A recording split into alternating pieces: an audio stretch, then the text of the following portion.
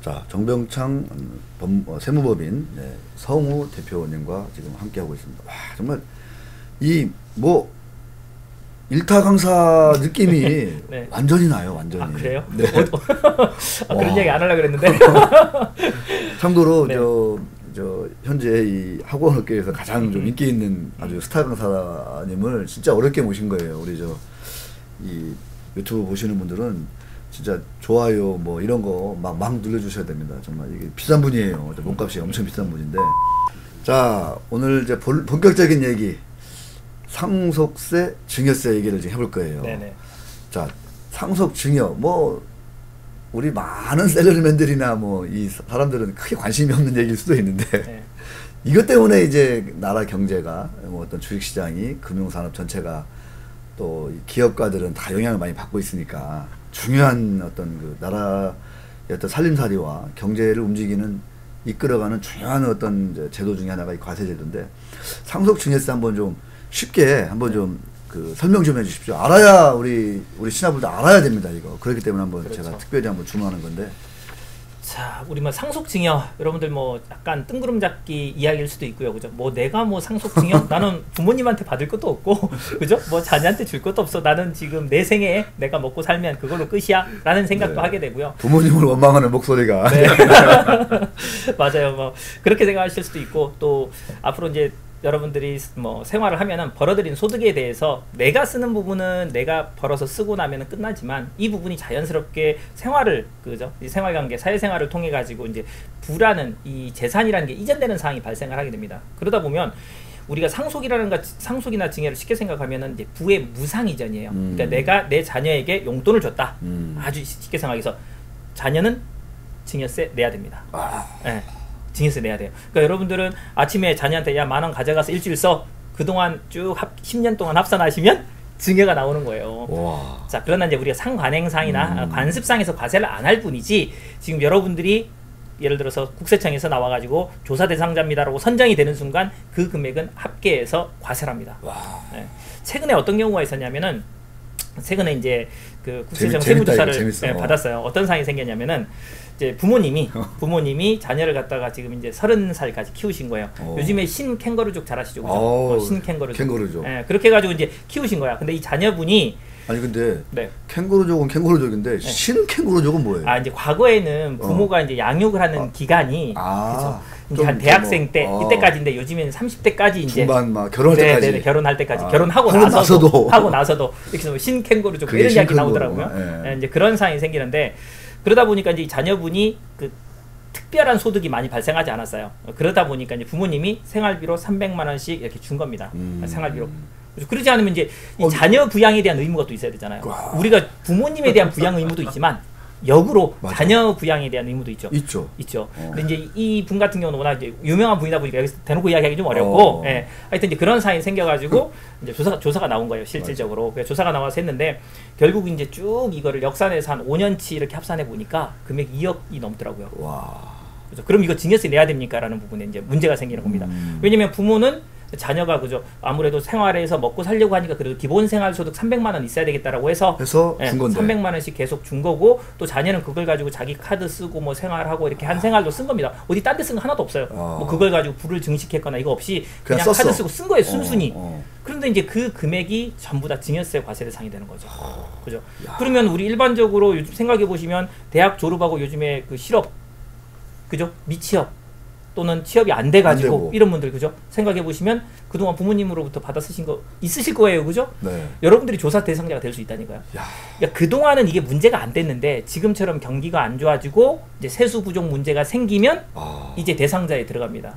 그럴 수 있다는 거예요. 그러니까 이제 앞으로는 뭐 우리 이제 유튜브 방송을 들으시는 분들이 생각해 보셔야 될 거예요. 너무 긴장은 하지 마시고 생각을 한번 해볼 필요가 있는 거예요. 아, 내가 부모님한테 돈을 받아 쓰거나 또는 내가 부모님한테 용돈을 드리거나 라고 했을 때 어느 정도 금액 단위라든가 이런 것들을 좀 잘 조정해서 활용을 하셔야지, 너무 좀 예를 들어서 100만 원 단위 이상으로 좀 크게 주고 받는다라고 하면은 그게 나중에 우연찮게 조사 대상자가 되게 되면 100% 과세된다. 나만 왜 그래요? 라고 하는 게 나와 있다 하더라도 지금 대법원 판례나 예규나 이런 데서 100% 과세합니다. 100% 과세.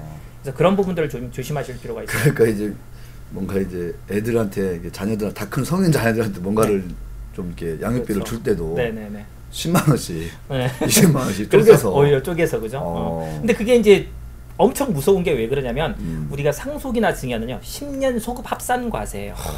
소급 10년 합산 과세입니다. 과거 10년치까지. 네네네.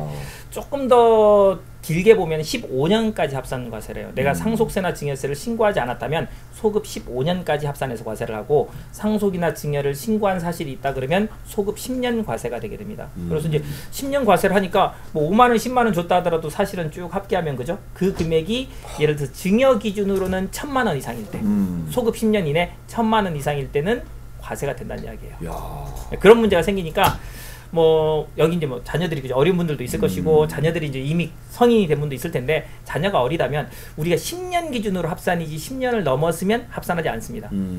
그죠? 그러면은 우리가 1,000만 원 기준으로 해서 10년 기준을 잘 활용을 하시게 되면 좀 세금을 절세할 수도 있겠죠. 네. 이건 주식의 이전도 마찬가지예요. 우리가 이제 상장 주식이든 비상장 주식을 보유하고 있을 때 그 주식을 자녀들한테 저렴한 과거 시점으로 주식을 증여를 했으면, 그리고 나서 10년 이후에는 합산과세가 되지 않고 또 그 주식가액은 아무래도 가치가 상승하게 됐을 때 시세 차익도 자녀의 소득이 될 수 있기 때문에 또다시 내가 부의 증여를 할 필요가 없는 상황이 생기겠죠. 그렇죠. 그러니까 그거를 갖다가 이제 이 프레임을 짜가지고 그죠? 설계를 하시면 이 상속증여세도 사실은 좀 아낄 수 있는 상황이 생기고, 이제 제일 먼저 중요한 거는 뭐냐면 상속증여가 내가 대상이 됩니까? 라는 부분을 제일 많이 물어보시는데 이제 여러분들도 다 이제는 상속증여의 대상이 됩니다.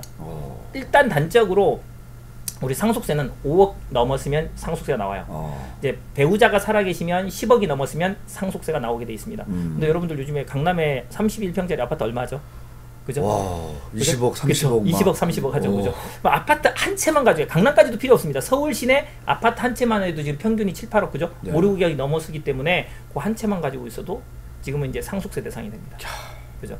그렇게 되다 보니까 이제 과거에는 나 상속하고는 전혀 상관없어요. 라고 했지만 이제는 자연스럽게 이제 자녀들한테 물려주는 상황이 생기게 되면 상속세나 증여세가 무조건 나오게 될 것이라는 거고, 그리고 이제 현실에서 상담을 하다 보면 제일 많이 나오는 게 이제 상속이 개시되고 난 이후에 찾아옵니다, 저희를. 그 다음에 증여가 개시되고 난 이후에 찾아옵니다. 이후에. 그렇죠. 세무사님 이거 계산 좀 해주세요. 세금 너무 많이 나는데 세금 좀 줄여주세요 라고 이야기 많이 해요. 우리 못 줄입니다. 우리 못 줄여요.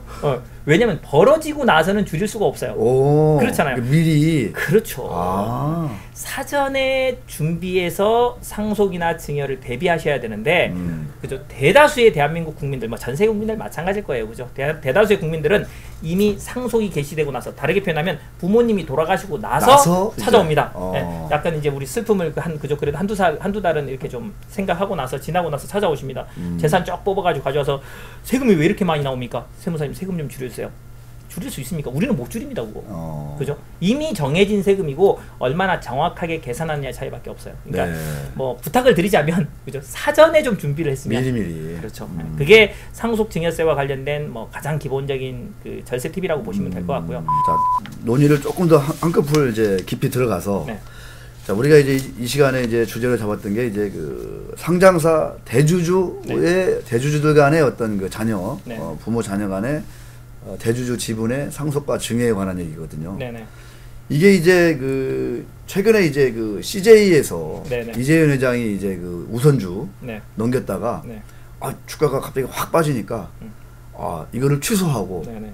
빠진 시점에서 다시 이제 증여했죠. 증여를 해가지고 뭐 절세를 했다. 네네. 이게 이제 기사가 대문짝만하게 났었는데, 우리나라는 이제 상장사 같은 경우에는 그 상속 증여세 기준이 시장 가격으로 100% 반영하게 돼 있다는 거죠, 그러니까. 네, 그렇습니다. 그러니까 우리가 이제 주식을 평가할 때 상장 주식 같은 경우에는 그 매일매일의 최종 시세가액 종가로 평가를 하지 않습니다. 우리가 일반적으로 거래를 하면 오늘 마지막, 그죠? 종가를 기준으로 따져야 되는데, 그렇게 하면은 상속세나 증여세 회피 문제가 생긴다고 봅니다. 일단 과세 당국에서는. 그래서 전 2개월, 후 2개월, 그러니까 말 그대로 4개월이죠, 그죠? 4개월간의 종가 평균액을 가지고 그 가액을 시가로 봅니다. 그러니까 그 시가를 가지고 거래를 하다 보니까 이제 CJ 이재현 회장 같은 경우도 그렇게 된 거죠. 처음에 이 정도 주가면은 다운이 되어 있고 그다음에 12월에 그렇죠. 요 정도 넘기면 괜찮을 거야라고 생각을 했는데 코로나 사태가 터진 거죠. 네, 그러면서 주가가 폭락을 하기 시작했죠. 3개월 사이에 그렇죠. 팍 빠져버리니까. 빠졌죠.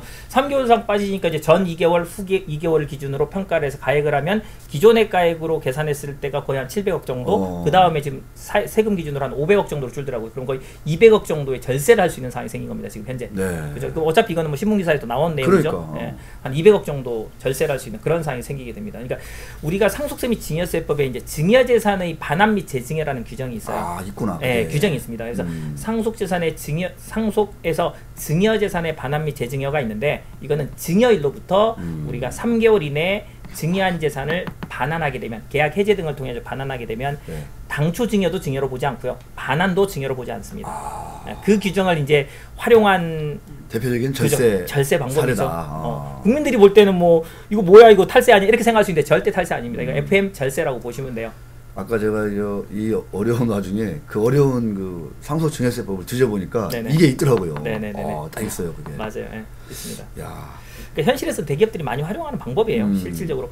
그러니까 이 규정은 우리가 뭐 지금 대기업 가지고도 이야기하지만 여러분들도 활용할 수 있습니다. 예, 뭐 금전증여는 증여재산의 반환 및 재증여가 좀 어렵다고 하지만 사실상 뭐 요즘에 이제 불법 정치자금 얼마 전에 이제 대선 있었잖아요. 아니 됐죠. 총선 있었잖아요, 그죠? 총선 끝나고 나면 아무래도 이 정치자금 관련된 이슈가 이제 검찰 쪽에서 나오게 될 건데 그렇게 되면 이 불법 정치자금 문제가 이제 또 생길 여지가 있겠죠, 그죠? 없지 않을 거예요, 분명히. 네. 뭐 우리가 뭐 경험치에 의하면 항상 나올 건데 이 불법 정치자금은 주고받는 걸 올 증여로 봅니다.